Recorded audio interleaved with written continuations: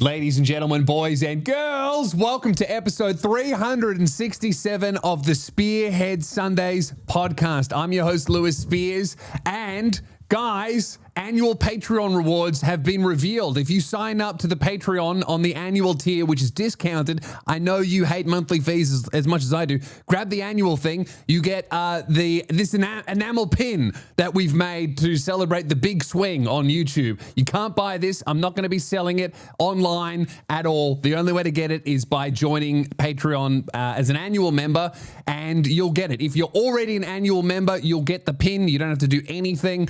And if you're a monthly member, you can upgrade. You get a big discount on the fee, and it lasts for an entire year. We haven't missed an episode all year, and you should reward us for that by supporting the show on patreon.com/Lewis Spears. Thank you so much for your support. Keelan would like a job.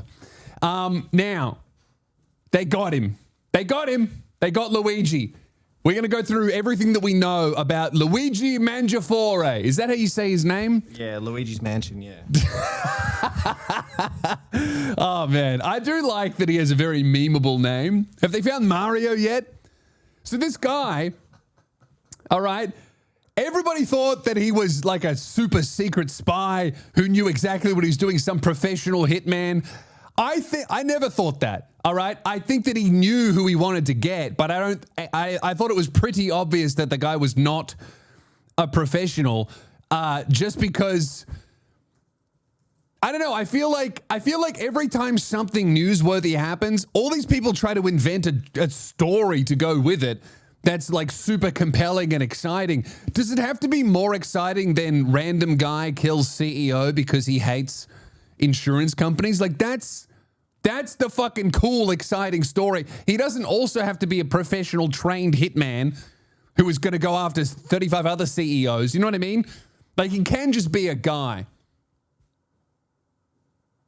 I think though that there's a lot of vested interest in these stories and in having people believe that you have to be some super special trained secret spy to be able to pull this shit off, because the last thing that CEOs of terrible companies want you to know is that average guys can just take him out. Like, he's just a guy. He's a dude that had a bunch of back pain, apparently, and he may have had a botched surgery. You know what's really funny about this is, as soon as I saw a picture of the guy's face when they caught him, or even before they caught him, when he pulled his face mask down at Starbucks, idiot. What are you doing? Firstly, all right, that says a lot about how awful the coffee is in New York, that even when you're going to kill a CEO, because if I'm going to kill, you know, a CEO or a billionaire or a politician, I want to have a nice coffee beforehand, because it might be my last beverage of my life. I want to be nice and sharp. So I would like a nice cappuccino, but I wouldn't be going to a chain that definitely has cameras fucking everywhere. I'd be going to my local, sitting down, having a chat, you know, a bit of banter. Maybe compliment the person running the store. I think, oh, Lewis is in a good mood. She doesn't know she's never going to see me again. I'm not going to Starbucks so they can spell my fucking name wrong and fuck up the order. Last time I went to Starbucks, they got my order wrong. And by that, I mean I picked up the wrong cup, and then every person after me for about 20 minutes, I just watched get the wrong order. It was great. It was really entertaining.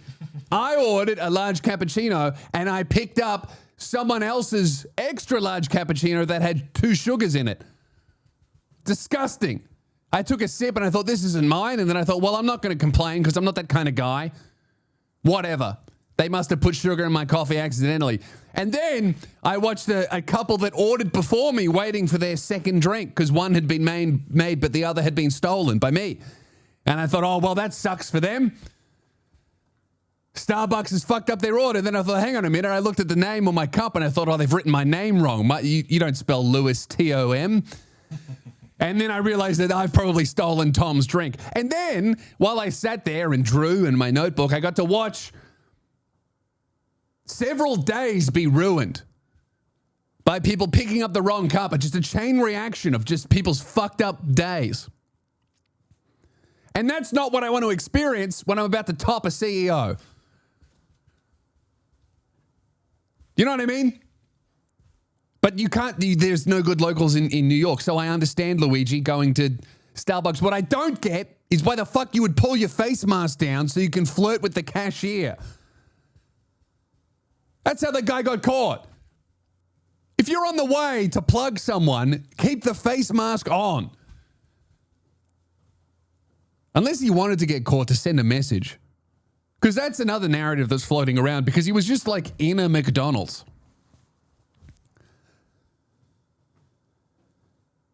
When I found out that this guy got caught in a McDonald's, I thought maybe the health insurance companies are right. Maybe these people can't be trusted to look after themselves.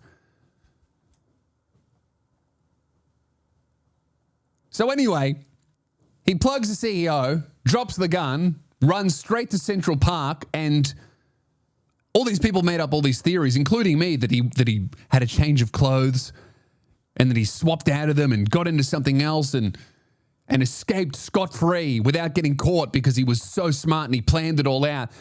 Evidently, what actually happened was he just shot a guy in the back, and New York City police are just so fucking, they don't care about anything at all other than fining people for fare evading. That you can just plug a millionaire at you know, just before peak hour, and you can and then walk to Central Park. Or ride to Central Park and then walk out of there in the same outfit and you won't get caught. I think it's really funny that the NYPD didn't catch him. Have you seen the footage, Keelan, of them combing Central Park? Yeah, I have. It's so funny. And keep in mind, right, that there's cameras there. Like, they've invited the news to film them searching Central Park. And even though they know they're being filmed, they look like they couldn't give less of a fuck. And also, it's like a day or two after he killed the CEO. So if anything is there, it's gone. It's been eaten by raccoons or injected by homeless people. It's not there anymore. And these CEOs are looking for like a murder weapon or evidence in one of the most high-profile murders of the last 10 years, like me looking for my phone. Not under there. Like, I'll stick my head into a room and scan everything, not look under anything, just scan the floor. Oh, I don't think it's there. It is there. It's under a T-shirt, but I don't pick it up. And then I go, oh, fuck, someone's stolen my phone. I tried my hardest to find it, but I just couldn't. NYPD are just having a nice day at Central Park. I think that maybe everyone in the NYPD was secretly like, fuck yeah. That's the problem with a murder like this, is that most people are like, cool. Not me. I condemn it that's wrong. You shouldn't kill CEOs. You shouldn't kill CEOs of health insurance companies that deny more claims than every other health insurance company. They've got a hard job. They've got to pay all of the middlemen to explain to the mother of a 4-year-old with cancer why they're not going to get the medicine they need. That's a lot of hard work to say no to a mother with a curable child. To say, sorry, Susie's not going to make it to 6, bitch. Anyway, I'm going to put you on hold for 40 minutes.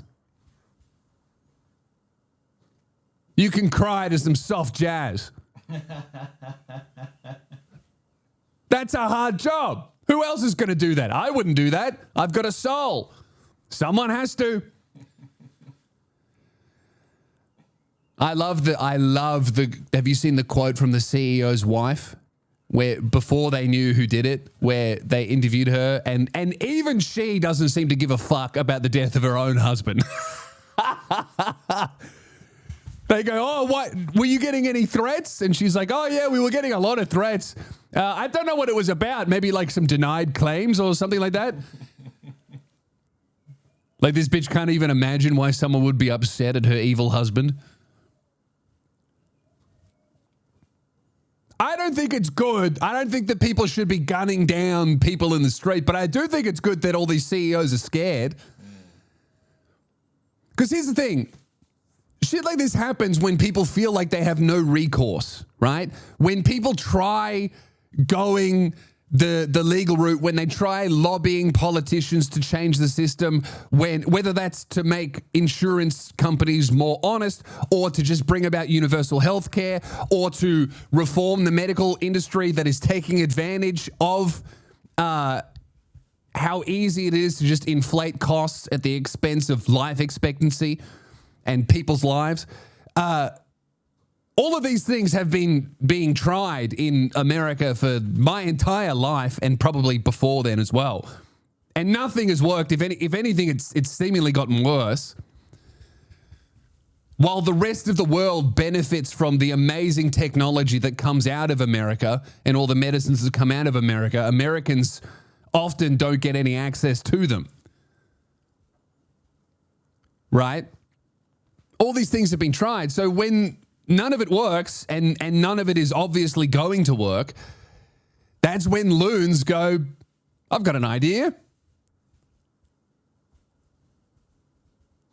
And look, a lot of CEOs and a lot of insurance companies are now rolling back some of the more oppressive policies. One health insurance company before the shooting was like, oh, we're not gonna pay for all of the anesthetic when you get a surgery. We'll pay for some of it. You can cover the rest.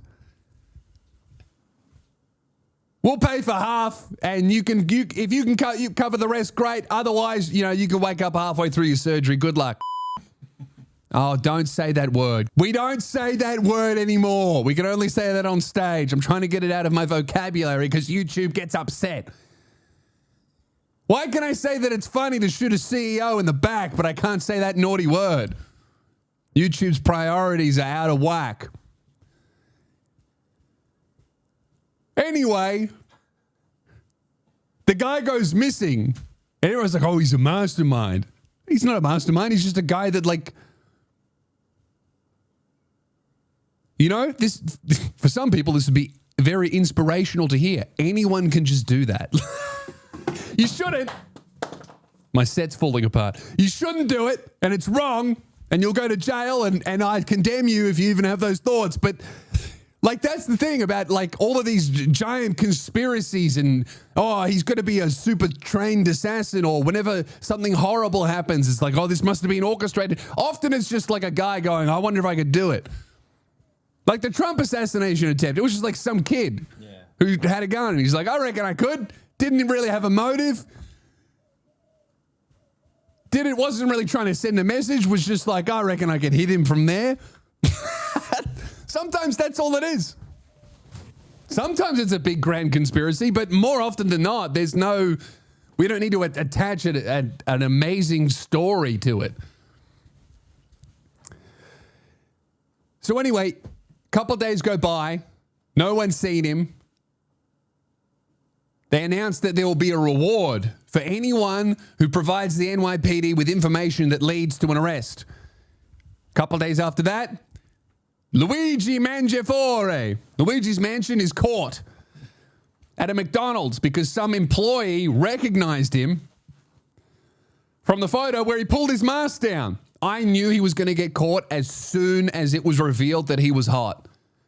If that guy was ugly, if he was not ugly, if he was like a solid 5, he'd be able to blend in and just live his life. The problem is when you're a hot person, a lot of people check you out anyway, and if you get arrested for something or if you get photographed doing a crime, you go viral for being a hottie. This is why I can't commit crimes anymore. I used to kill a lot of CEOs back in the day before I had a chin, but now that I have a jawline, I can't do it. I'll get caught. I'm too attractive. I can read the comments now. Oh, no, you're not. You know that multiple times in the past month, strangers in the street have said that I look like Austin Butler? I don't need to hear that. because it will only make me a worse person. I don't need to hear things like that because it's gonna blow up in my head. He just got cast as the lead in the new American Psycho film. I don't need to hear that. I look like the guy that's being cast as the archetypical perfect, handsome man. I don't need to hear that shit, dude. Anyway, enough about how attractive I am. Shout out to my health insurance company for the chin. Literally couldn't have done it without him. I'm very grateful to my health insurance company. Although, after the first surgery, they didn't cover my hospital stay and the hospital booted me out literally 30 minutes after I woke up. My face had been smashed into a watermelon. They fed me ice cream. I started to drown, and then they kicked me out into the parking lot. I almost passed out. But I had a chin, so you can't complain. You can't win everything. He got caught in a McDonald's. If you kill someone, you don't go to McDonald's, all right? He had no choice. Why? He was on a hungry. Greyhound bus, and they were doing a layover. He had to get off. Don't go into the McDonald's. Yeah. Sit in the dirt. Be homeless. If this guy was like homeless for 18 months and ended up on the other side of the country, the dude probably could have found a way to walk into Canada. He'd be all right.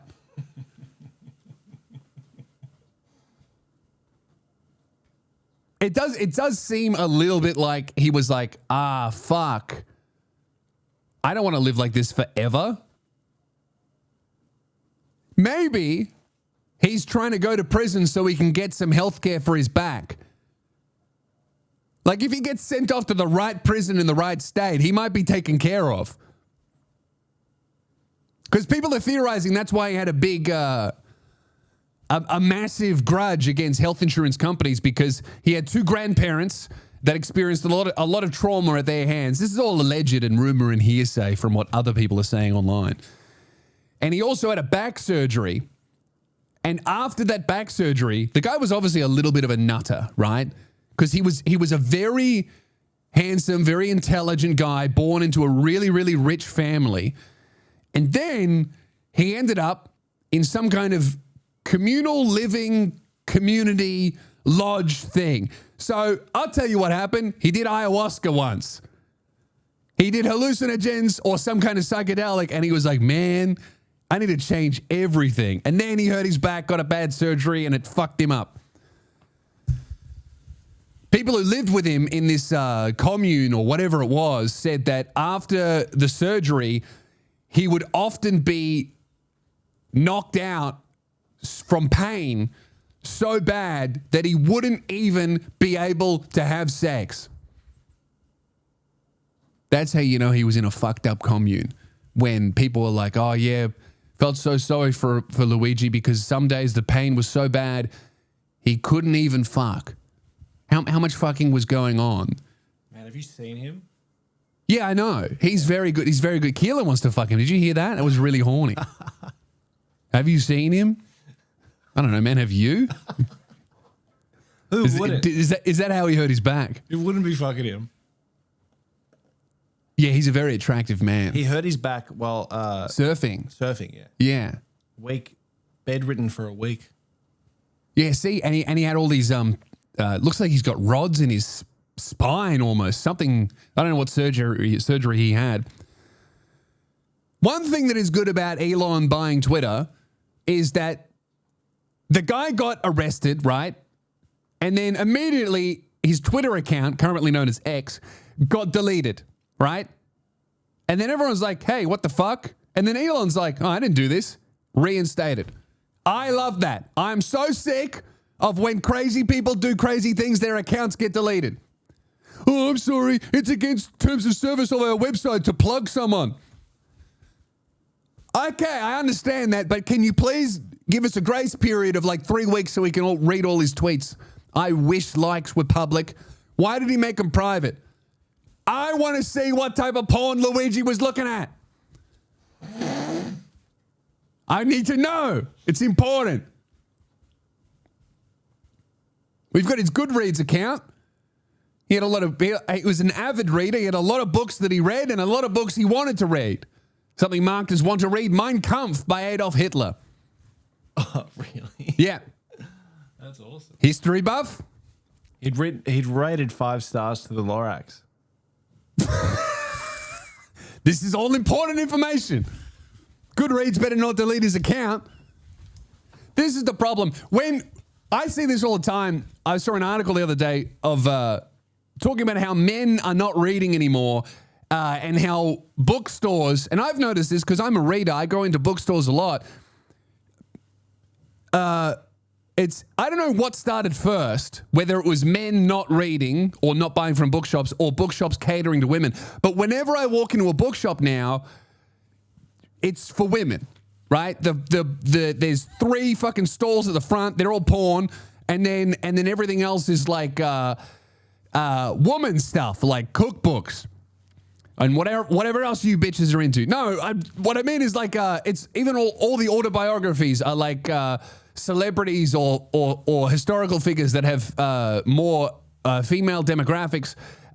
Even the history books are more about like women in Rome and this and that. It's more woman focused. And I don't know if I imagine the customer did that before the retailers did. But all these people are saying, oh, men aren't reading as much as they used to.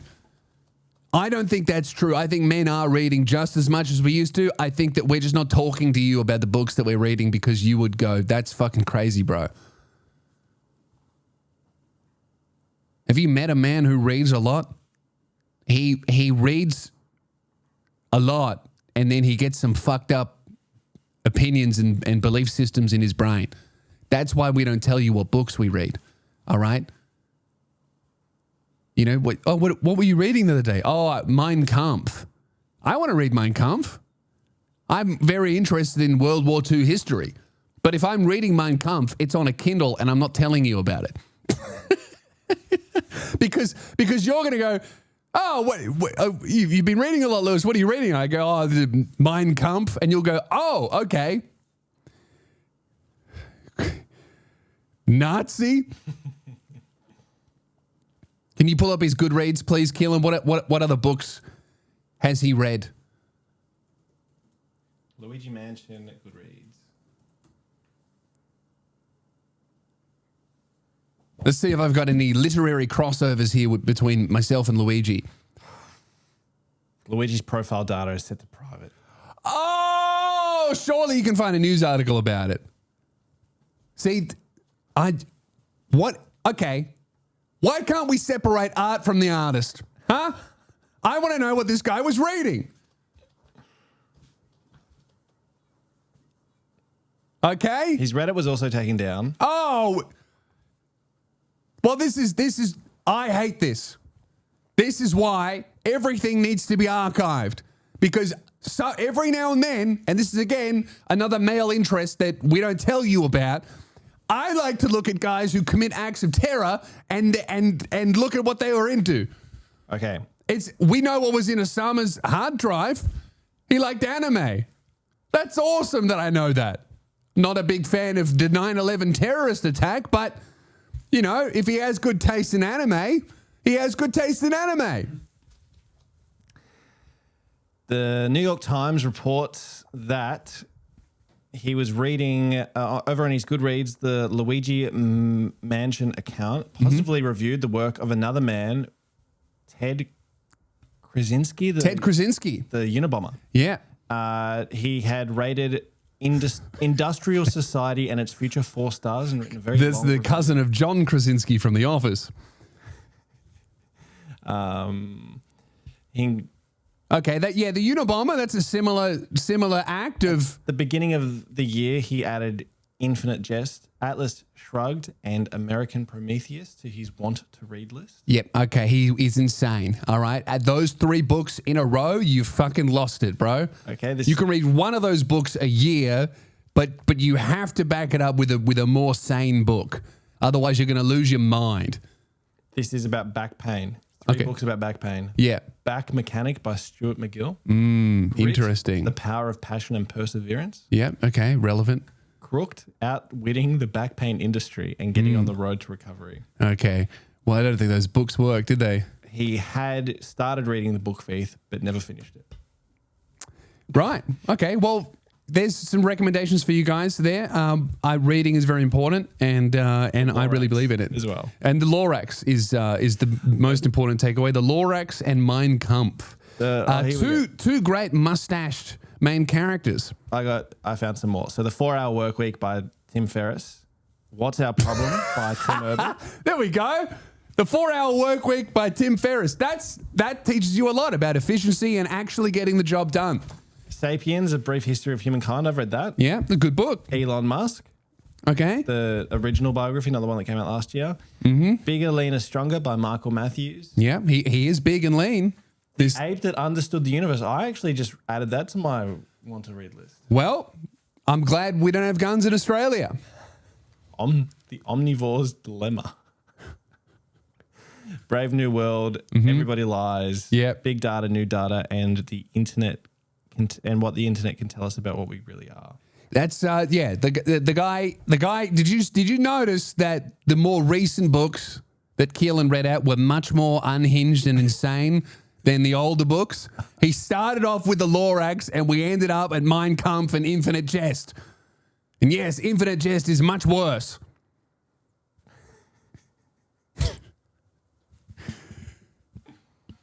So he was on a bus and he stopped off at a McDonald's. Bro, all you have to do is order your thing on the self-serve and then walk outside. Why would you dine in anywhere? What's more of a punishment, getting arrested or being on a Greyhound bus? Oh, definitely being on a Greyhound bus. Absolutely. I took a bus from London for 4 hours to Birmingham or something in the middle of the night. Horrible. I'd rather get caught for doing a CEO. At least I get a burger out of it. You know, people go, oh, why would he go to McDonald's? Have you ever had a double quarter pounder? What do you mean, yuck? There used to be you could order the pounder for patties. That's foul. Yeah. Did they stop selling that? They should, because if they don't, no, you can still we got to put the CEO on Luigi's list. You can still order it. That's disgusting. You know what's interesting about the quarter pounder? There's a spectrum, and it takes you from a double quarter pounder is amazing. Double quarter pounder is the best thing they serve at McDonald's, and it's actually quite healthy for you if you look at the macros. Lots of protein, lots of carbs. It's actually one of the healthier things that you can eat as a human being is a double quarter pounder. What about the seed oils? Oh, shut up. What about the seed oils? Mate, half our clothes are made of plastic, all right? Every time you leave the house, you're breathing in tire tread. I don't care about seed oils at McDonald's.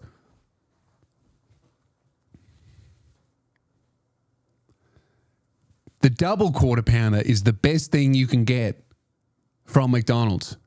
All right? However, the regular quarter pounder sucks. Too much bread, not enough meat. Yuck. Gross. The pounder, you should end your life if you order that. But right in between those two meals is the double quarter pounder, and it's what you should get from McDonald's. Unless you've just killed the CEO, in which case, eat when the bus arrives. If this episode gets $50 in super chats, we'll do an exclusive video eating a pounder. On Patreon. For annual members only. Look, what I'm trying to say is I really feel like he would have made a way better... What I'm trying to say, this is very important. I want you to listen up. Luigi's Mansion would have made much better decisions after he killed the CEO of a health insurance company if he drank a Magic Mind beforehand, which helps with mental clarity and focus. Do Do you reckon they'd like that for the ad read? Don't think so.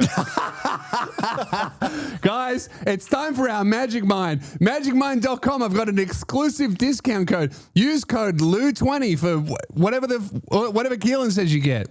Bottoms up. 1 second, sorry. I was expecting you to jump right into it. How else am I supposed to segue into Magic Mind? I'm talking about health insurance CEOs getting plugged. That's the perfect segue. They have a limited time offer you can use now. They get you up to 48% off your first subscription or 20% off one-time purchases with code LOU20 What a bargain. at checkout. Claim it at magicmind.com/LouSpears. I love Magic Mind. For real, I have felt so good every day I've had it, and I felt not bad, but I've definitely felt way less sharp because someone in this room had 3 of them in one day, and then we didn't have enough to have every day, and I had to ration this one because they want us to drink it on camera to prove that we're actually drinking it. And we had to save it for this episode. And I really wanted to have it yesterday when I was editing, but I had to wait and have it now so that you buy the concoction. MagicMind.com/LouSpears and use code LOU20. It's so good. That's why I had 3 in one day. Yeah, it actually is. It actually is great. It's really, really, really made me feel very, very good, very sharp, very able to focus. I tell you what, if I was on the run, I would not be stopping off at a McDonald's if I had a Magic Mind. And you have to buy the Magic Mind because if you don't, they'll just go, oh, no one bought it and we hated what you said. And that's really funny. It's really funny to back them into a corner where they go, oh, we don't like what you said, but we can't argue with results. So magicmind.com/LouSpears, use code LOU20 for the love of God. It helps the show and we really believe in the product. And they didn't tell us off about the last ad read we did. They said they liked it. Well, that's a mistake because now I've pushed it much further. We'll see what they say about this one. Magicmind.com/LouSpears. And if they are listening, we love you. We need more. We need more. Because that's the last one. We need more, but please send us 2 boxes so he can have 1 box and I can have my own box that I drink on my own time. Lou20, magicmind.com. Mm-hmm. So anyway, he gets caught at McDonald's. Magicmind.com/LouSpears. Oh, for fuck's sake. Sorry, I just needed to get that right. So you can tell he hasn't had his Magic Mind today. Keep going. He gets caught at a McDonald's because some snitch recognized him and dobbed him in. All right? I'm sorry, what happened to stitches? Snitches get stitches. All right, well, they don't get stitches if they're with United. They claim will get denied. But what happened to that? All right, I thought we all agreed that we weren't going to dob on this guy. I thought it was funny to just not help. Even the NYPD were on board with this. The commissioner was like, oh my God, a health insurance CEO got murdered in New York City. And every police officer was like, oh, well, he's not under this leaf. So, fucked if I know. I give up. Should I go and torture a homeless person? Or watch them torture an innocent person on the train and do nothing? I don't know. Let's get a donut. We all agreed that this one was one that we weren't going to celebrate. Well, not all of us agreed on that. I'm not going to celebrate it, but I'm certainly not going to help. I thought that was at least the vibe of most people. Although I do love all of the right-wing YouTubers trying to make it into like a culture wars issue. Like, did you see Ben Shapiro put up a video saying something like, the left is celebrating the killing of a health insurance CEO. And he's going, the rabid woke left have gone insane and they're celebrating the murders of CEOs and are wanting more CEOs to be killed. And all of the comments from his own fans are like, nah, man, this is not a left-wing issue at all. I love Donald Trump and I hate that CEO. every single comment on him, and also I think Matt Walsh did a video as well that was like the same vibe of like, oh, crazy left-wing people want billionaires to be killed. Isn't that fucking crazy? And then all these right-wing people were like, nah, man, it's pretty cool. That's sick, dude. You next? That's going to scare you, doesn't it? I think that's really bad that most people are like, yeah, I mean, at the very least, he kind of deserved it. That's how evil these companies are. That's a really, really bad mindset to be going on. And I don't think it's wrong, the mindset. I mean that it's like a bad thing for most people to think that health insurance companies and select companies from certain industries are so fucking corrupt and are such a malevolent force on the average person that violence is deserved, warranted, and justified, and no one should be punished for it. That's a really bad state of mind to be going around most people in any country, because that's like the beginnings of fucking revolutionary thinking, where like, well, violence worked. Why don't we do more of that? Nothing else is working. I'm not being listened to. There's no other recourse. Let's try gasoline. It's not what you want a lot of people thinking in your country.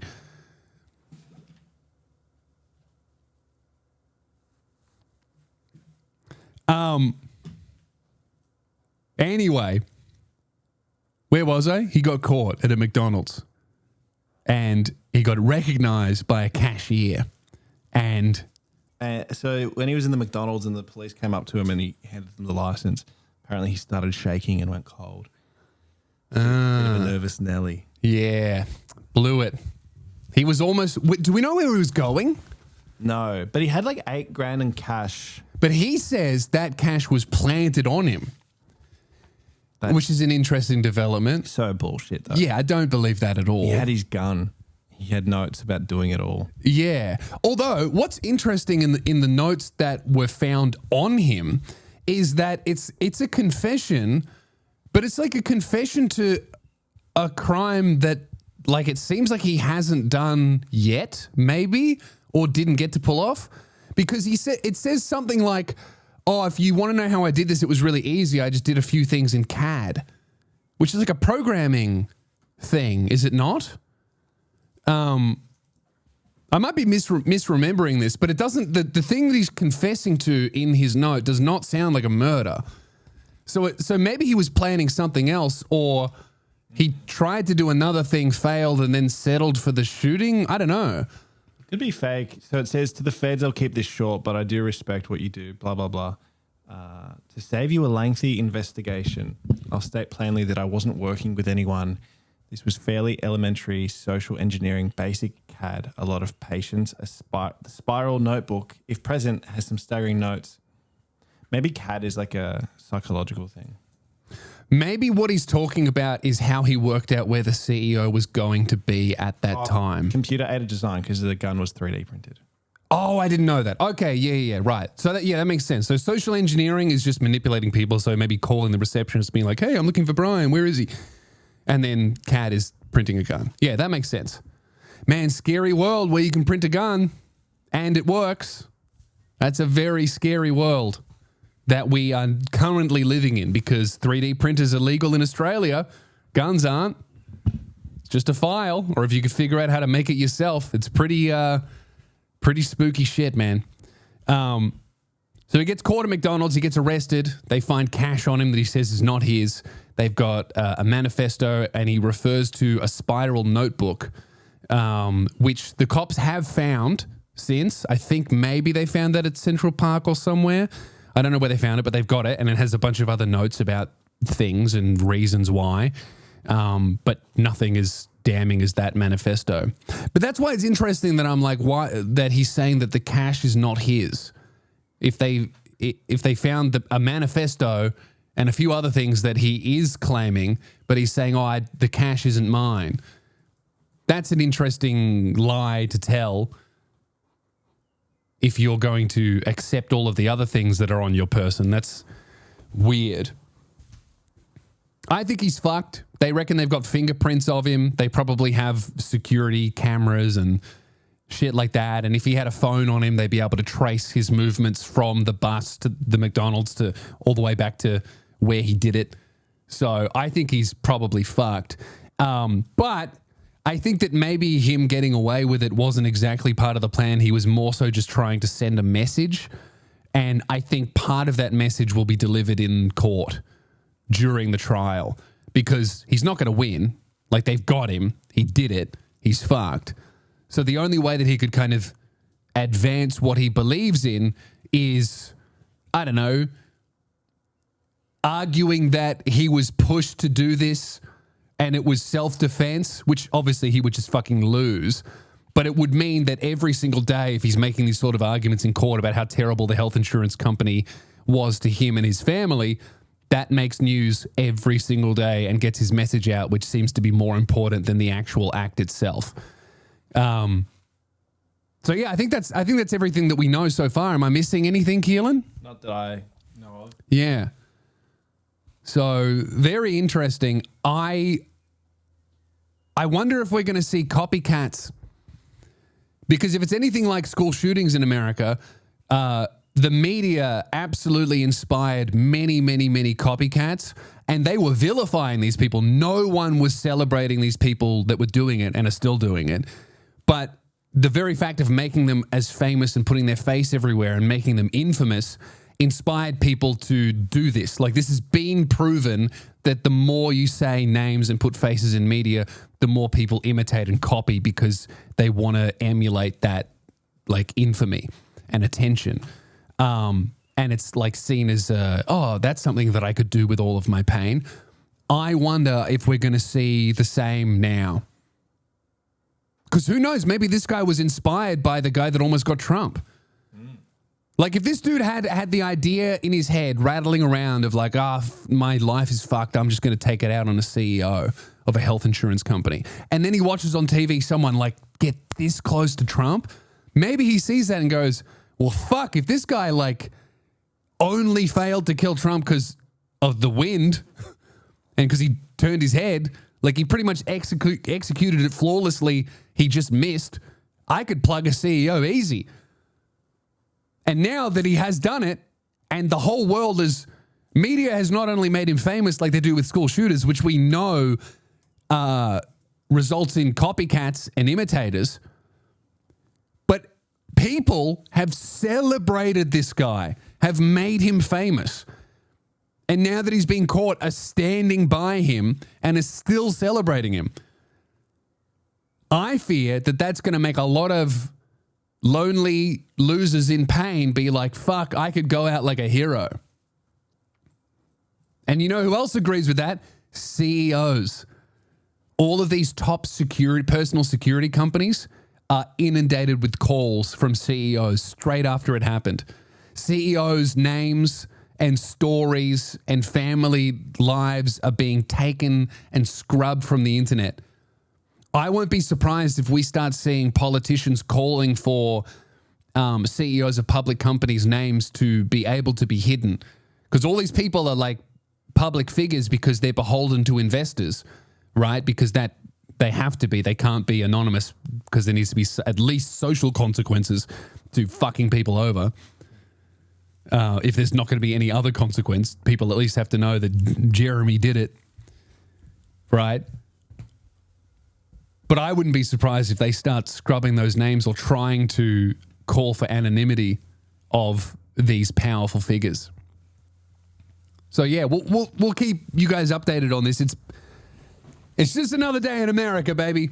This episode is sponsored by Manscaped.com. Use code 20spears for 20% off and free shipping your Manscaped products at Manscaped.com. Support the brands that support the show and keep me looking nice and groomed. We love grooming. You're a big groomer, aren't you, Keelan?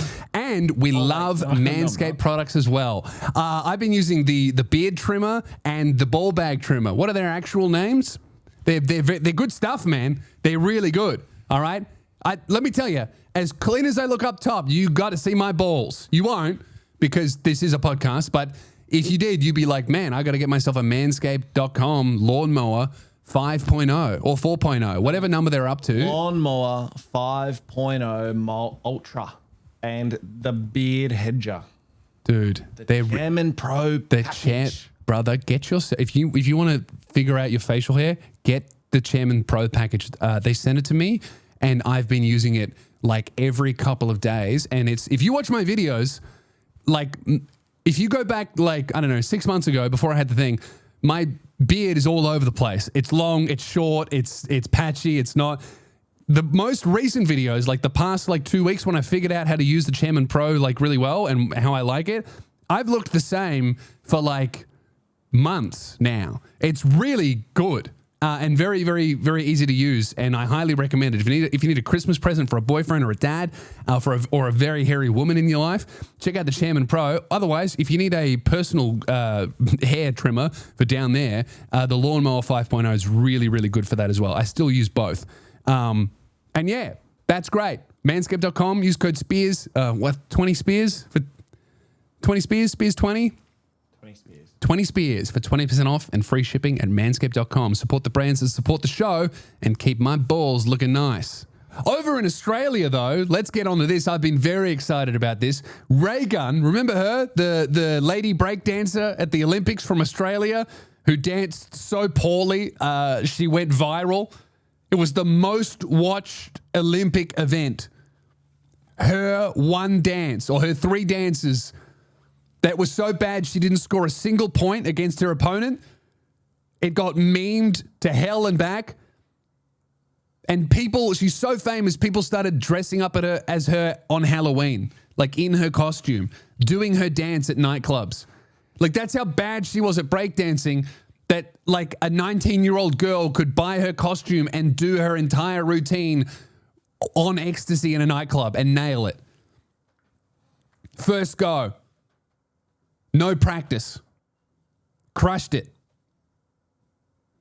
What's happened, as always happens in Australia, whenever we have anything, it's very tough to sell tickets in Australia. If you don't have an online audience, it's very tough to sell tickets because television doesn't work anymore, radio doesn't work anymore, and if you're not, making online content, no one gives a fuck about you, but not a lot of comedians make online content. So one of the only ways to sell tickets if you don't have an online audience or if you haven't been on TV for the last 40 fucking years is to be a teacher and do a show about the kids and about being a teacher.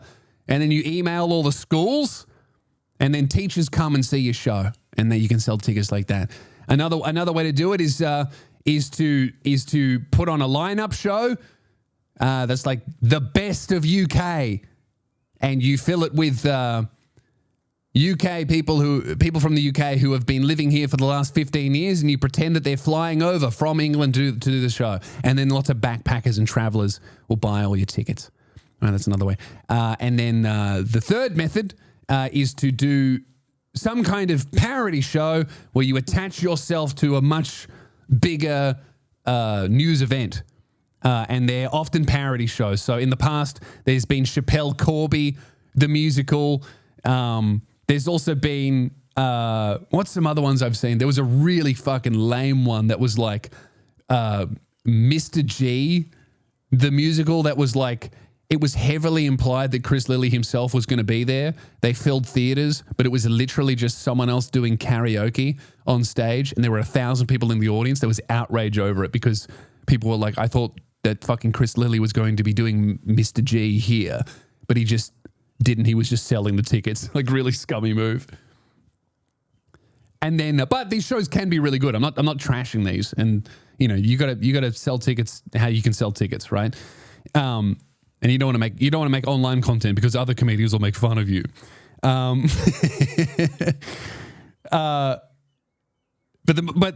this one woman, what's her name? Steph Broadbridge, I think is her name. Well, I've not met her, I don't think. I don't know anything about her. She put on a show called Raygun the Musical, parody show. She looks just like Raygun in the outfit. Like, it's actually uncanny. If you looked at the poster,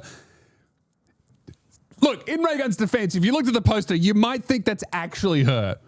But it does say it's Raygun the Musical by Steph Broadbridge, and it explains that it's a parody and all this. So it's like pretty clear that it's not Raygun herself.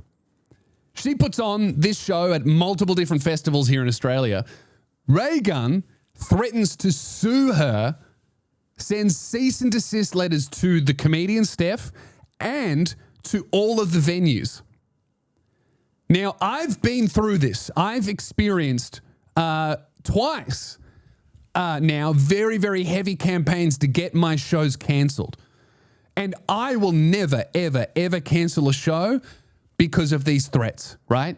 But I have no control over whether or not a venue will stand by me, because the risk to a venue is much greater than a risk that I'm taking on, because a venue doesn't really need me or Steph, unfortunately, because they could just swap the comedian out, someone else who can sell a similar amount of tickets. The venue is better off without the headache. Even if the venue would definitely win the lawsuit, it's kind of just not worth the headache a lot of the time. So when people threaten to sue comedians, it almost always does nothing.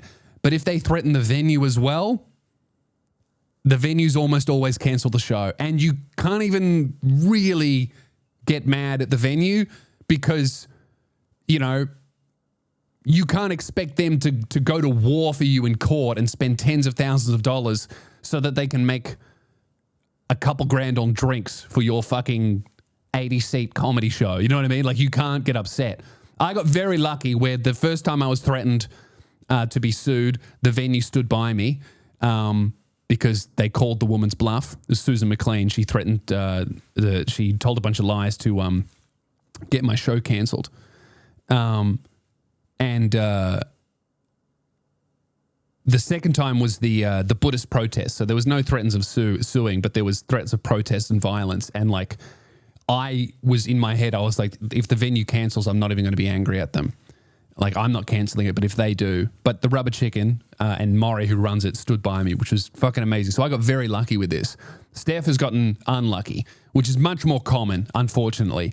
And the venue has pulled out and she's had to cancel her show because Raygun is threatened to sue her for parodying her Olympic story, which is just pathetic and also would not hold up in court, because America is different. We're not like America. In America, suing someone for defamation is very easy.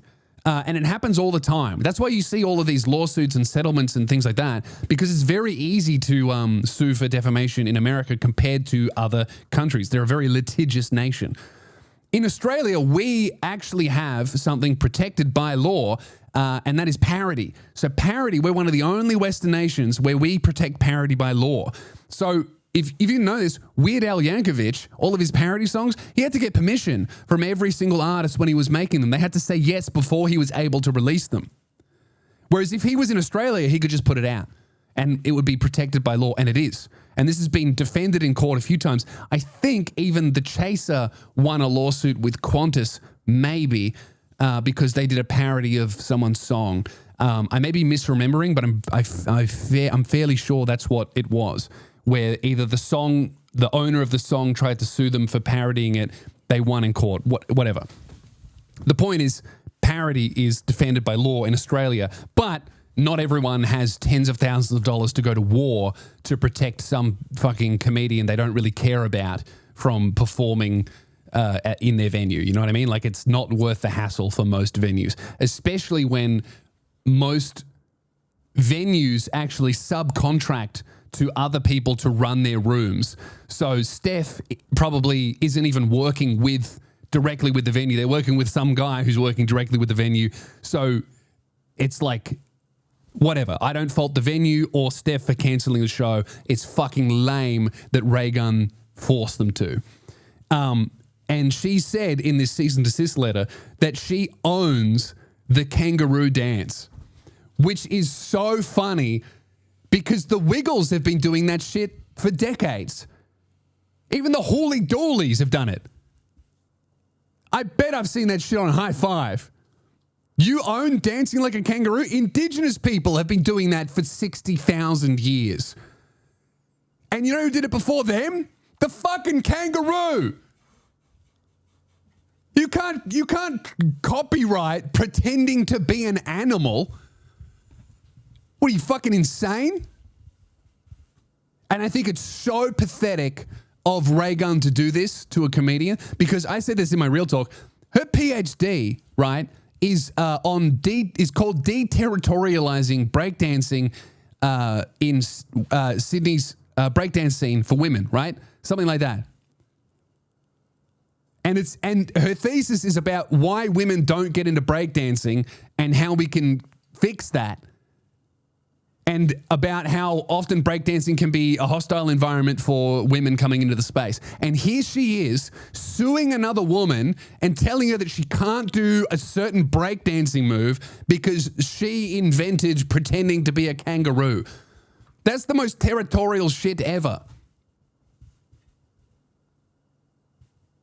And I think this is like so funny because here's the thing about Raygun. Yes, everybody laughed at her. And yes, it was very funny. She did not find that funny at all. If she was a good sport about people laughing at a dance, it would turn into us laughing with her. Like, she created undeniably the most viral moment of the year. I don't think anything's topped it since. I couldn't think of anything that got the world talking more than her dance at the Olympics, right? She essentially did what the Hawk Tour girl did, where the whole world was talking about one person and laughing, and it was bringing joy, and we wanted to like her.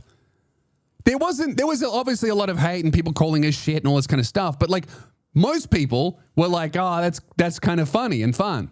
And if she took that energy and was like, oh, you know, I tried my best, and all she had to do was jump on Instagram Reels and TikTok and make like 15 videos of her doing the dance and having a laugh, and she could have launched a podcast.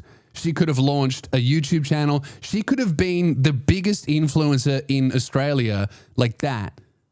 And she would have brought in so many more women and girls into breakdancing. Instead, she starts railing against the people laughing at her and starts saying, no, I am actually very qualified to do this and blah, blah, blah, and I deserve to be there and all this kind of shit, which the more you look into it seems pretty suspicious. Have you seen everyone talking about how her husband was heavily involved in like what do I want to say? Not the casting process, the qualifying, the selection process. The selection process of deciding who goes to the Olympics, and a lot of lady breakdancers, because she's not our best breakdancer, and she would say that too. She's also 37. Like, who is sending 37-year-olds to the Olympics to do physical things? The only people like around that age and older were like the shooters, right? And the guy who rides horses. Yeah. But that's not your body working. Anywhere where you have to use your body, like you're sending fucking like literally 15 to 25-year-olds, right? So she's not our best lady breakdancer. However, she got selected into the Olympics because she got the most points because she showed up to the most trials. It wasn't that she won the most qualifying or that she passed the most tests or won the most battles to get there. She just showed up to the most qualifying things and got enough points, more points than anyone else to get in. It wasn't based on merit. She got in. And there's a lot of, this is all obviously rumor and hearsay. I'm saying that because she's very litigious. None of this is confirmed, right? But I've seen a lot of lady breakdancers say that they just weren't even informed of trials. They didn't even know they were happening. And a lot of people are saying that that was intentional because Raygun knew and her husband knew that if any of these other talented younger breakdancers were invited to these things and knew about it, and it was circulated around the community that Raygun claims to be a big part of, she wouldn't have made it to the Olympics. So a lot of people are theorizing that hypothetically, the rumor is that she just manipulated the entire scene and took a spot away from a girl to do poorly at the Olympics. And then when people laughed at how unqualified she was to be there, instead of joining in and being jovial about it and saying, oh yeah, I tried my best, but it wasn't, whatever. She instead, have you seen that interview of her on The Project? No. She is really going against people who didn't like her dance. And she's saying, oh, I am qualified and blah, blah, blah, and playing the victim. When really what she should have done is like been jovial about it and laughed about it, and she would have been the most famous person in our country. Yeah. But instead, she took it way too serious and she couldn't have a laugh at herself. And now she's only got 250,000 followers on Instagram, which yes is a lot, but it's not a lot for how much attention she did have. Like Sam Fricker, the diver, Sam Fricker, the diver at the Olympics, he has like millions of followers because he just like daily vlogged his day at the Olympics. And he didn't go viral for anything other than clips he made himself. If she did that, she would have 10 million on TikTok in like a week. And she's just a very unlikable person. Yes, she is a very unlikable person because she can't laugh at herself. She takes herself way too seriously, and it kind of screams like narcissist, especially when a young comedian, a small comedian, mind you, this Steph Broadbridge is not doing this show in theaters, right? She's doing the same venue as me in Perth. It's like, I think it's like an 80-seater. I've checked that now. I don't know if that's true. Okay. Ferg told me that, and then I looked it up just now. I don't know. So I'll cut that. Well, no, it may have been cancelled. Oh. Right? Yeah. Well, so we won't cut that. I don't know if that's... I assume it's been cancelled. Yeah, I just checked her links, and they're not... There's no Perth show anymore. Damn. Well, yeah, that sucks. I hope that she never had one, I guess. Because if that got cancelled, that fucking sucks, man. I hate that. So yeah, her shows have been cancelled, and Raygun has been inundated with just disappointment from everyone in the country, even more.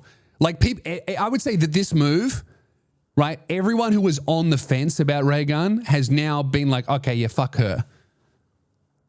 Because if there's one thing that Australians hate, it's people who can't laugh at themselves. Who take themselves too seriously, especially when what you did was not serious at all. Like, even if you were an amazing breakdancer, it's still kind of a silly sport. But if she was the best breakdancer in the world, if she did this, it would still be lame. So now what you're seeing is whatever goodwill she had from people giving her the benefit of the doubt and not believing these rumors about her, manipulating her way into the Olympics and all that kind of stuff. She's burned all of that. So she got a huge opportunity by getting to the Olympics. She fucked it because she wasn't good enough. And then she had a huge opportunity to turn that poor performance into like a massive entertainment career. She fucked that. And now, after this is all settled and died down, someone has created something that could add to your cultural relevance and your creative legacy. And you're threatening to sue a small comedian. She's fucked it 3 times. Very, very disappointing and so short-sighted. Because, man, Steph wasn't going to make much money from this fucking show. If she sold out her whole run, she wouldn't, like, she'd make a bit of money, but not enough money to sue her over. Like, Steph wouldn't be making so much money that it would cost you any money. I doubt that this woman has the ability to put on a show of her own. Right? And also, it's so funny that she's not suing Jimmy Kimmel, who did the kangaroo dance. I think the dance is in Call of Duty. She's not suing them. I don't think she's getting paid by them either. All these video game companies that are selling emotes of her dance, they're not getting sued. So, like, that's like what's hilarious about this, and the bag that she fumbled so hard, is if I was her and I did her dance and I go just as viral as her in the Olympics, you know what I'm doing? I am doing that dance 100 times a row on TikTok. Then I have 5 million followers on TikTok in a month. And you know what happens next? I get a Fortnite skin and I make $15 million. And then I retire. She could have had that, but she fucked it because she couldn't laugh at herself and she couldn't join in. So, yeah. Make sure you head over to Steph Broadbridge's Instagram and give her a follow. And maybe shoot her a message, show her some support, because this is really, really lame. And I know how it feels to have the stress of getting shows cancelled. I couldn't imagine the feeling that you go through of having them actually all cancelled. So much worse. She would have put heaps of money into this and it's all fucked. I think she's going to change the name to Raygun with an E, like R-E-Y. That's so funny. And she's going to change a few things around so that it's less identifiable as Raygun. But you know what's so funny is, guarantee you, if Steph Broadbridge can find other venues and figure out a way to put this show on, she will sell so many more tickets and Raygun will look so much worse than she would have. Like, I know, I keep saying it, but she can't laugh at herself. I'll end on this. Imagine how much we all would have loved Raygun if she showed up to that musical and enjoyed it. And they took a photo after. True. People would be like, this bitch is funny. She gets it. We love her.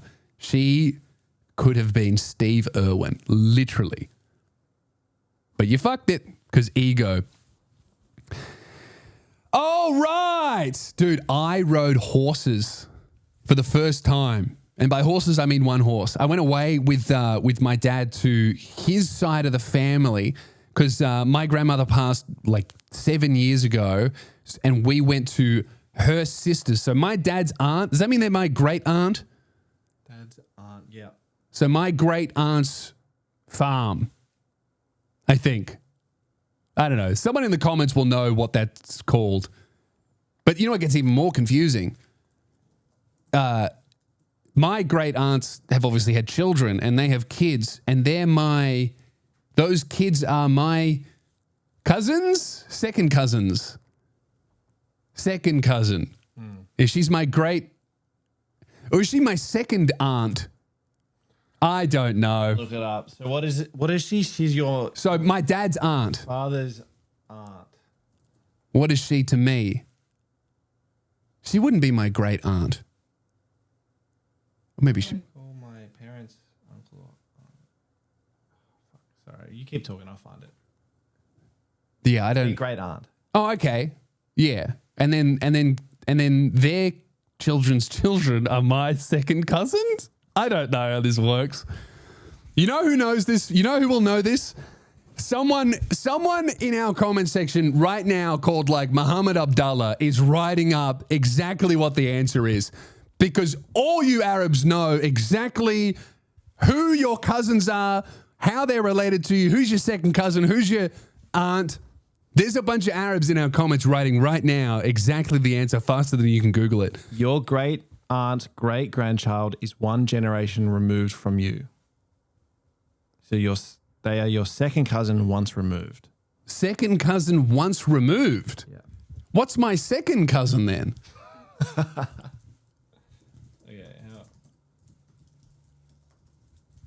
Second cousin once removed. And what's the removed bit? First cousins share a grandparent. Second cousins share a great grandparent. Oh, okay. Third cousins share a great great grandparent. Right. Okay. That's, yeah, confusing. Look, the main thing is, as long as none of us have sex and have kids, we'll be all right. Just to be safe. Not that that was the vibe, but, you know, better safe than sorry. It's all good. None of them were Tasmanian. Dude, it was so amazing. Have you ever ridden a horse? Have you ever been around horses? I rode a horse in primary school on camp. Yeah. That's the only time. I really enjoyed it though. It was incredible. They got me the biggest horse they had. It was 18 hands. Apparently you measure horses in hands. It was 18 hands, which is a big horse. So they got that for me, and I looked ridiculous on it. I still looked too big for that horse. They needed to get me one of those those draft horses with the hairy hooves. That's what I needed.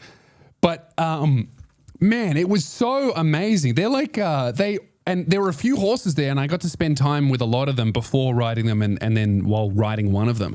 It's I know this is stupid to say, but it's crazy how they all have such different personalities. Like each horse is so different to the other, and they pick up on your different personality as well. They're super in tune with humans. They're very sensitive things. And like, yeah, some horses I could tell like didn't vibe with my energy, but then some did. And the same was true of other people. Like some horses didn't vibe with me, like the girl that I was with. It was so cool. But I get on the horse for the first time, and honestly, it was a lot easier than I thought it was going to be. I had a very gentle horse, I'm told, but it was much easier than I thought it was going to be. You got the saddle, and you have stirrups. I think it was very easy for me to get on the horse because I'm very tall. But you just put your feet in the stirrups, and then you hold the reins, and the reins go in their mouth, and it's attached to the bit in their mouth. And if you want the horse to stop, you pull on the rein, and if you want them to go left, you pull on the rein left. And if you want to go right, you pull on it right, and then it just naturally pulls their head that way, and then their body follows. So you just control the head, and that's where their body goes. And also the horse is used to being ridden, so they just know before you even apply any sort of real pressure. So there's no pain involved. And then if you want them to go forward, you just give them a little squeeze with your legs. So it was great, and it was super easy. Although once the horse sped up, and fuck, that was scary. Walking on the horse, easy. No one was leading it. It was all me walking around. I'll post video of it in a couple of days. But dude, when I turned the horse around and it saw its friends, it wanted to go back into the paddock with its friends. It just started to speed up, not galloping, not even trotting, just like walking faster. When I started to bounce, dude, I was like, no, stop. Very scary stuff. But they're so huge and they're so strong. And I'm a massive person, right? But even my experience with that horse, it made me realize how absolutely fucking insane the first guy who saw a horse and was like, I reckon I could ride that thing. Like a wild horse that won't let you go anywhere near it. Fucking lunatic. They're so powerful and strong and big. And another thing I thought was like, man, even my size, right? Imagine being in a cavalry charge or on the receiving end of a cavalry charge. Terrifying, dude. And I'm 6'8". When you think about cavalry charges, most big soldiers were like 5'4". Like back in medieval times, people were a lot smaller. Horses weren't. They were the same size. They were probably bigger because they were wild. So I couldn't imagine being like 5'3" in a suit of armor and some fucking like 9 foot tall horse is charging into you and your mates. You would piss your pants. But yeah, man, just such beautiful creatures. I loved it so much that I was Googling like where I could ride a horse in Frankston. You know, they were trying to get rid of it too. They were like, you could have this horse if you want. Like they were real country people. So like where they're from, everyone just has a paddock. You know, like everyone's house is on an acre. So they're like, if you like this horse, we don't want it anymore. It's too much of a hassle. We've already got 5. You can have him. I was like, yeah, sweet. I'll just put it in the backyard in Frankston. That'd be sick though, wouldn't it? Wouldn't that be cool if when we walk to the cafe, I'm on a horse? Could you imagine me riding a horse around Frankston? That'd be fucking awesome. Freaking out the crackheads. But about 15 minutes that way, there's horses, like people with paddocks and stuff. Yeah, there are. There are places you can go. I couldn't figure out like where I would go to just like ride a horse for an hour and then go home. I couldn't work it out. I actually do. I loved it that much. I actually am going to do like a proper search because I found like lots of horse riding lessons for 9-year-old girls. But I didn't find anywhere where you could just go and like, here's $80, give me the horse for an hour. Yeah. Horse riding is fun. It was so cool. It really made me want to like get into it more, but I don't know. I think I have so many fucking emerging and disappearing hobbies that I feel like adding horse riding is like one of the more expensive things you could do. Here's the thing. I feel like if you're into horses, it should be, you should act like a person who's into boats, right? It's very similar. You don't want to be the guy that owns the boat. You want to be friends with the guy that owns the boat, and you just show up for the boat parties, and you don't have to pay to dock it, and you don't have to scrub the barnacles off the bottom. Same thing with a horse, dude. They were trying to get rid of this horse. I liked it, and they were like, good. Please take him, or we're going to turn him into glue. Oh. Country people are like that. Yeah. Country people are just much more in tune with the reality of nature than anyone else. And so are all of their animals too. Like the difference between this dog over there asleep on the couch and the German Shepherd Malinois that my great aunt had is insane. This dog, I feed it a mix of specialized dry food with some wet food and a little bit of oats. And if I mess up the mixture, she will fart and have diarrhea. Do you know what my great aunt's dog eats for dinner? Chicken carcass. Oh, that's sick. Bones and all.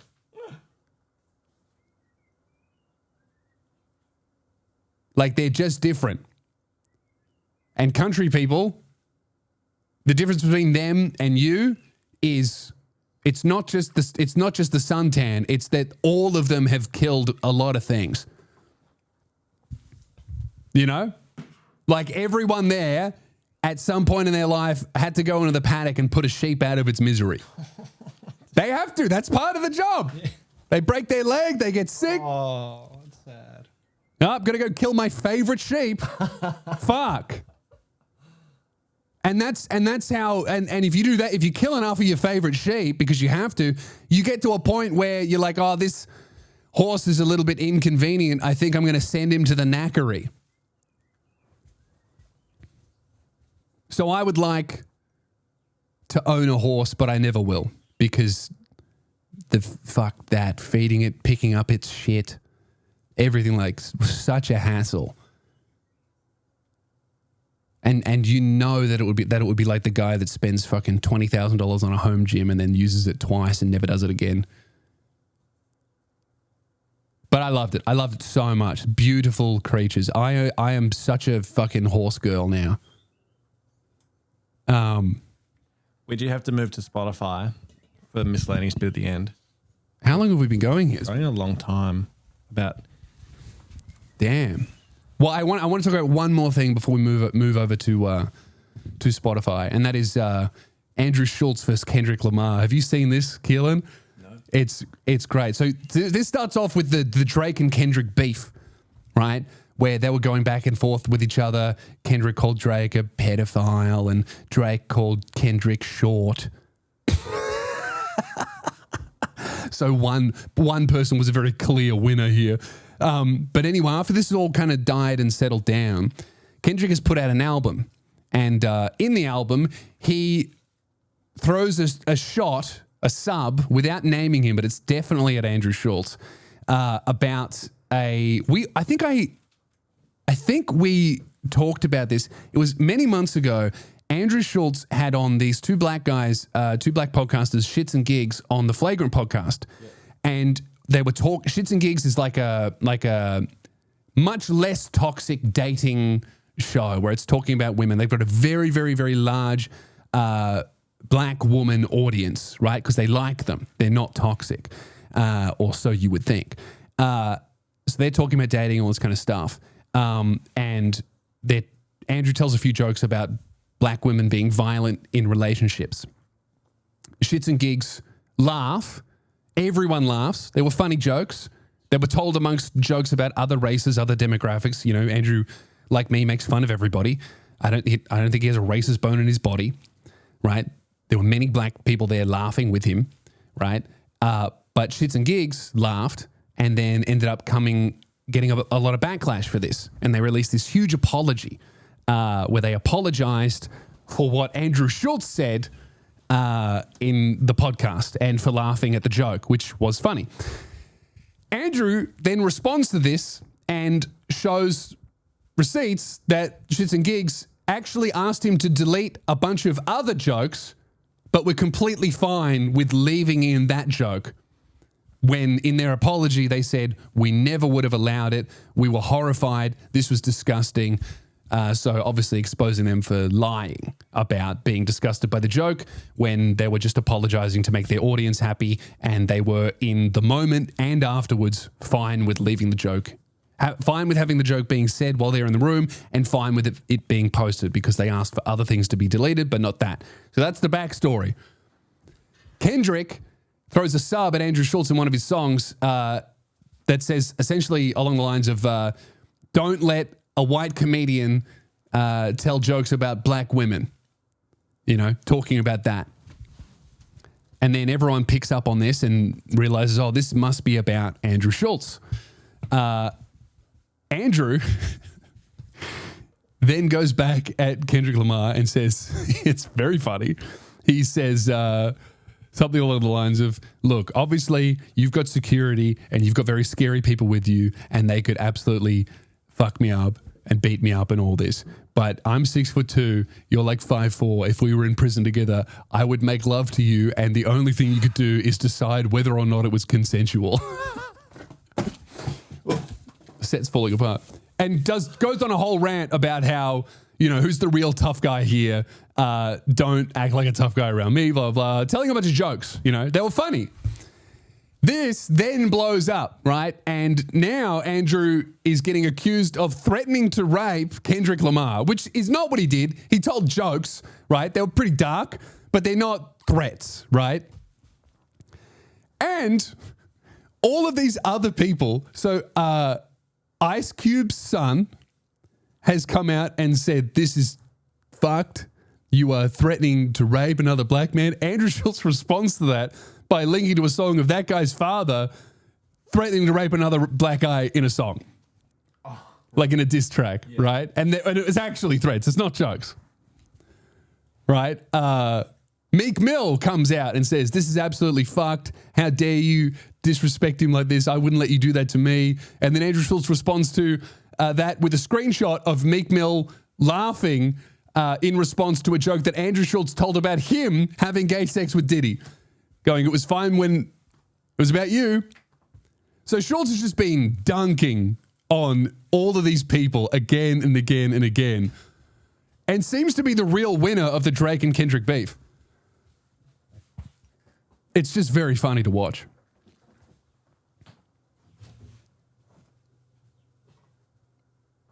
And the last thing that's happened since this beef as well is that, I don't know if you've seen this, Keelan, but since the beef, this is very recent, Drake is now suing his own record label, or the record label that him and Kendrick are under, for the diss tracks, and is accusing them of inflating Kendrick's streaming numbers and artificially pushing the diss tracks to promote Kendrick more than him.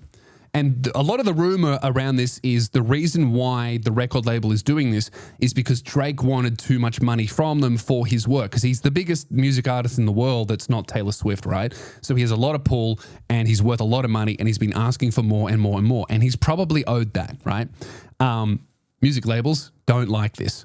So the conspiracy theory is, have decided to kill Drake's relevance and cultural pull by assassinating his character and promoting his biggest rival, which is Kendrick. So if they bring Drake down a few pegs, it won't destroy his business, but it will destroy his ability to ask for more money, and it promotes another one of their artists, so it's a win-win for the label, right? Drake is accusing them of manipulating the system and putting diss tracks artificially into Spotify everywhere, which is something that the record label absolutely did do, but it's something that the record label did for Drake. Like every time a Drake album drops, it's all over my Spotify. It's the only album that I see. It's in every single playlist. The lead singles are in playlists. When I'm listening to my music, I barely, if ever, listen to Drake. But when he's releasing albums, it constantly comes up on like my random play or my explore feed or whatever, even in playlists that don't really make sense for what I'm listening to, right? And my listening habits. So the label definitely does do this, and they work with Spotify to do it, and that's how they make a lot of their money.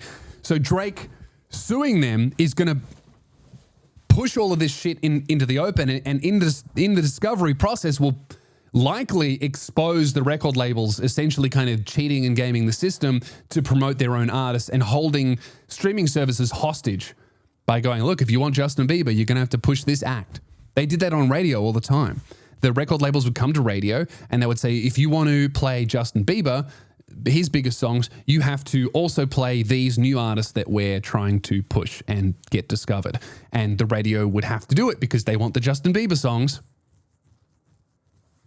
And that's how new artists get kind of breached. And the same thing's happening on Spotify. If you want to be on the big playlists, if you want the big guys on the big playlists, you got to push out little guys too.